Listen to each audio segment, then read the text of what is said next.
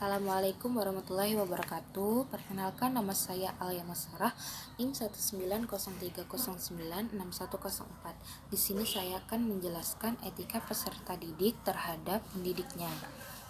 Seperti yang sudah kita ketahui, secara umum etika murid terhadap gurunya adalah memberi salam, mendoakan,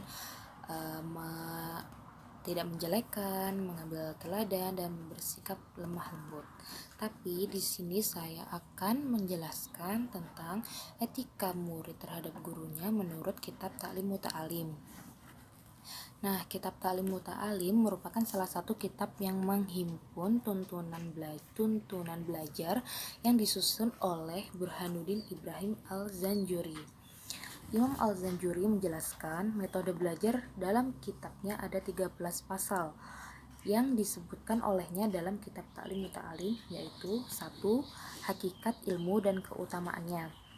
Menurut Imam Al-Zanjuri, tidak semua ilmu harus dipelajari karena yang wajib bagi mereka adalah ilmu hal seperti ilmu sholat, ilmu zakat, ilmu dan semacamnya.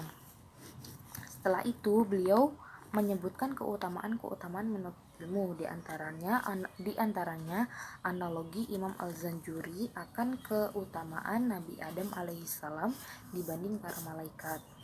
Yang kedua, niat ketika belajar. Menurut Imam Al-Zanjuri, seorang pelajar harus bahkan wajib memiliki niat saat menuntut ilmu. Landasan beliau adalah hadis Nabi yang berbunyi innamal a'malu binniyah. Niat yang dianjurkan Imam Al-Zanjuri di antaranya adalah mencari ridha Allah, menghilangkan kebodohan dirinya dan orang lain, menghidupkan agama dan mendirikan Islam, lalu mensyukuri nikmat akal dan kesehatan badan. Yang ketiga, memilih ilmu, guru dan teman serta keteguhan dalam menuntut ilmu. Hendaknya bagi seorang pelajar mendahulukan ilmu yang berguna baginya untuk masa yang akan datang. Imam Al-Zanjuri menyarankan untuk memilih guru yang pandai dan lebih sepuh dari dirinya, dan memilih teman yang tekun dan wara, baik tabiatnya dan tanggap. Dan yang keempat adalah menghormati ilmu dan ahlinya. Seorang pelajar tidak akan mendapatkan ilmunya, melainkan ia menghormati ilmu dan pemiliknya, yaitu gurunya sendiri. Yang kelima adalah sungguh-sungguh, tekun, dan semangat. Menuntut ilmu harus dicapai dengan kesungguhan, ketekunan, semangat yang tinggi. Beliau juga memberikan saran supaya ilmu itu kuat dan melekat pada diri seorang pelajar dengan mengulang pelajaran pada setiap permulaan dan akhir malam. Yang keenam adalah tahap awal, ukuran, dan urutannya. Suatu keharusan bagi pelajar untuk saling menggelar kegiatan seperti muzaqarah, munadharah, dan al-muntaharah. Yang ketujuh adalah tawakal kepada Allah.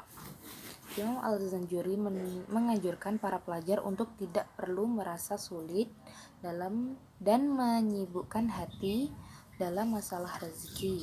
Hal ini senada dengan hadis Nabi, barang siapa yang mencari ilmu maka Allah akan memudahkan jalan rezekinya atau menjamin rezekinya. Yang kedelapan adalah masa produktif. Masa mencari ilmu adalah seumur hidup, dari lahir hingga masuk liang lahat, dan waktu mencari ilmu terbaik adalah pada masa muda. Yang kesembilan adalah kasih sayang. Seorang pelajar hendaknya memiliki rasa kasih sayang, bersedia memberi nasihat dan tidak iri hati. Yang kesepuluh, mengambil faedah pelajaran dengan cara bergaul kepada guru dan tamak ilmu, fokus ketika pelajaran dan taat kepada guru. Yang ke-11 adalah bersikap wara ketika belajar. Seorang pelajar harus menjauhi sifat wara, yaitu menjauhi rasa kenyang, banyak tidur, gibah, dan seterusnya. Yang ke-12 adalah penyebab hafal dan lupa. Penyebab hafalnya pelajaran adalah menghindari sifat wara, sungguh-sungguh dan tekun. Dan penyebab lupa adalah banyak berbuat maksiat, gelisah dan khawatir. Yang terakhir ke-13 adalah sesuatu yang mendatangkan dan menjauhkan rezeki serta menambah dan memperpendek umur. Supaya belajar dapat diselesaikan dengan baik, seorang pelajar tidak boleh berbohong, tidur setelah subuh. Dalam kitab Adab Alim wal Muta'alim, Kiai Haji Muhammad Hashim Asy'ari mengungkapkan banyak hal tentang etika peserta didik terhadap pendidiknya, yaitu 1. Ayang dora ilaihi bi'ainil ajlali wa ta'dini wa ya'taqidu fihi darajatul kamali fa inna dzalika aqrabu ila naf'ihi bihi. Yang artinya, peserta didik untuk melihat pendidiknya sebagai orang yang mumpuni dan profesional, menghormati dan mengagungkannya karena hal ini akan membawanya terhadap kemanfaatan ilmu. Yang kedua, alla yadkhula ala syai' fi ghairi majlisil ami illa bi istidani sawa'un kana asy-syai' wahdahu aw kana ma'a ghairihi. Peserta didik agar tidak mengikuti dan memasuki majelis pengajian atau selain pengajian umum sebelum meminta izin pada pendidik, baik ia sedang sendiri atau dengan yang lainnya. Yang ketiga, au adrakuhu lahu alla yasbiqu asy-syai' ila syarhi mas'alati au jawabi su'ali wala yusawiquhu minhu wala yudmaru ma'rifatahu bihi.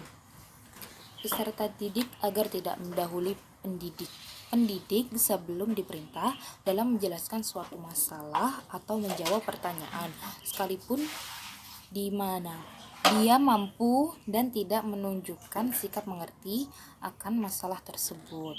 Mungkin cukup sekian presentasi dari saya. Wassalamualaikum warahmatullahi wabarakatuh.